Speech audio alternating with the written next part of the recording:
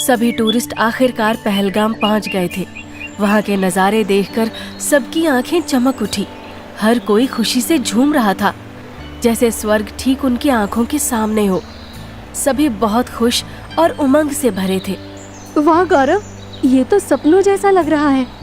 चलो रील्स बनाते हैं, दुनिया को दिखाना है कि हम कहाँ पहुँचे हैं। किरण और गौरव कैमरे के सामने रोमांटिक पोज दे रहे थे। उनके चेहरे पर प्यार और खुशी साफ झलक रही थी। दूसरी ओर उनके दोस्तों का ग्रुप हंसी मजाक में मग्न था। हर ओर सिर्फ मस्ती का माहौल था, जैसे जिंदगी अपने सबसे खूबसूरत पल बिखेर रही हो। मैं उड़ना चाहता हूँ नैना, दौड़ना चाहता हूँ, गिरना भी चाहता हूँ, बस रुकना नहीं चाहता। कितना भी ट्राई करो बनी, कुछ ना कुछ तो छूटेगा ही। पास ही संजू अपने माता पिता के साथ बर्फ में खेल रहा था। उसकी हंसी गूंज रही थी। चारों ओर जैसे जिंदगी एक उत्सव बन गई थी। लेकिन इस खुशनुमा माहौल से दूर घने बर्फीले जंगल में चार परछाइयां तेजी से आगे बढ़ रही थी। उनके कदमों की आहट बर्फ के सन्नाटे को चीर रही थी। हम भी होली खेलेंगे, लेकिन इनके खून से। कश्मीर हमारा था, है और रहेगा। इंशाअल्लाह, इंशाअल्लाह, इंशाअल्लाह। चारों आतंकियों ने पहलगाम की ओर रुख किया। हथियार उनके हाथों में थे और चेहरों पर नफरत। चारों आतंकी अब उस जगह पर पहुंच चुके थे जहां सभी टूरिस्ट इकट्ठा थे। और बदकिस्मती से उनका पहला निशाना थे गौरव और किरण। गौरव किरण की पिक्स क्लिक कर रहा था, तभी वहां अचानक से एक आवाज आई। ओए, तू हिंदू है या मुसलमान? क्यों, क्या हुआ भाई? आप लोगों की कोई ड्रिल है क्या? वैसे हाँ, मैं हिंदू हूँ। क्यों? गौरव की बात खत्म होते ही एक गोली बहुत ही नजदीक से उसके सर पे लगी। वो गिर पड़ा और मौके पर ही उसकी मौत हो गई। नहीं गौरव, क्यों मार दिया इसे?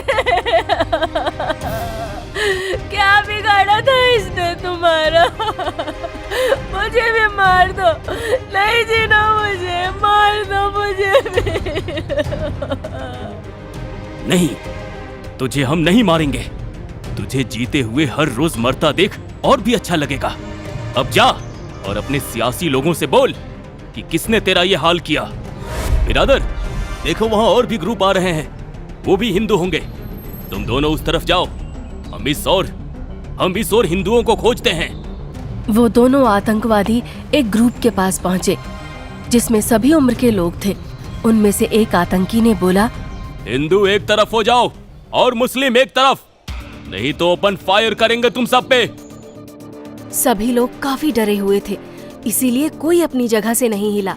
फिर उन्होंने उन पे जोर डाला और न जाने क्या क्या अत्याचार किए, और फिर एक एक कर हिंदू और मुस्लिम को अलग अलग खड़ा किया। उन्होंने इस ग्रुप के सारे हिंदू मर्दों को मार डाला, किसी को भी नहीं छोड़ा। हमें भी मार दो, हमें क्यों छोड़ा?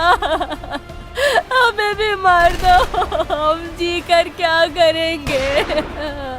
मेरे पति को तो मार दिया, मुझे भी मार दो। पापा, पापा, पापा। काफिरों, अभी बस शुरुआत है। तुम्हारे पूरे देश का यही अंजाम करेंगे, एक एक को मारेंगे। नहीं, नहीं, छोड़ दो, छोड़ दो हमें, छोड़ दो, मत मारो। आतंकियों ने हवा में गोलियां चलाई। चारों तरफ दहशत फैल गई। लोग जहां थे वहीं थम गए। एक आतंकी प्रिया और राजीव के पास पहुंचा। तू हिंदू है या मुसलमान? जल्दी बता, कलमा पढ़ो, जल्दी। क्या हुआ? कौन है आप लोग? कलमा पढ़कर सुना, जल्दी जल्दी। कलमा? ये मुझे नहीं आता, ये क्या होता है? एक और गोली चली जो सीधे राजीव के सिर में लगी। राजीव जिंदा था। ये देखते हुए दोबारा दोनों ने उसकी छाती में गोली मारी और वो तड़प तड़प कर मर गया। नहीं, नहीं। पापा, पापा।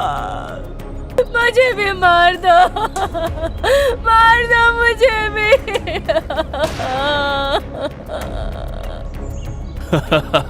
नहीं, जा जाकर अपने सियासी लोगों को बता, सबका हश्र यही होगा। फिर दो आतंकी संजीव और गगन के पास पहुंचे और जबरन उनसे ये जाना कि वो हिंदू हैं या नहीं, और उनको भी गोली मार दी। दोनों का शरीर वहीं गिर पड़ा, खामोश, बेजान। नहीं, छोड़ दो हमें, छोड़ दो हमें। हमने क्या बिगाड़ा है? इरफान, बचाओ हमें, प्लीज बचाओ। तुम लोगों के साथ ऐसा ही होना चाहिए। आतंकियों ने फिर से कुछ आदमियों पर बंदूकें तानी। तभी एक हमजा नाम का घोड़े वाला उन्हें बचाने के लिए आगे आया। खुदा के वास्ते रहम करो, ये तुम बहुत गलत कर रहे हो। हमजा ने बंदूक छीनने की कोशिश की, लेकिन गोली उसके सीने के आर पार हो गई। वो वहीं गिर पड़ा। आतंकी गोलियां चलाते हुए जंगल की ओर भाग गए। जमीन लाल हो चुकी थी और जन्नत कही जाने वाली जगह जहन्नुम बन चुकी थी। कुछ लोकल लोग दौड़े, बचे हुए लोगों को सहारा देने लगे। थोड़ी ही देर में भारतीय सेना भी मौके पर पहुंच गई। कोई डरने की जरूरत नहीं, अब आप सब सुरक्षित हैं। आप बिल्कुल फिक्र ना करें, आप सबको कुछ नहीं होगा। लेकिन प्रिया, किरण, लवली, संजू और चंचल सब डरे हुए थे। सेना के वर्दी वाले भी उन्हें किसी खतरे जैसे लग रहे थे। उनकी आंखों में अब भी बस वही खून खराबा घूम रहा था। उनकी आत्माएं कांप रही थी।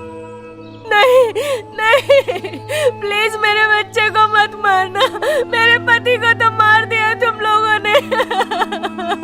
हम आतंकवादी नहीं, इंडियन आर्मी है, आपको बचाने आए हैं। चलिए।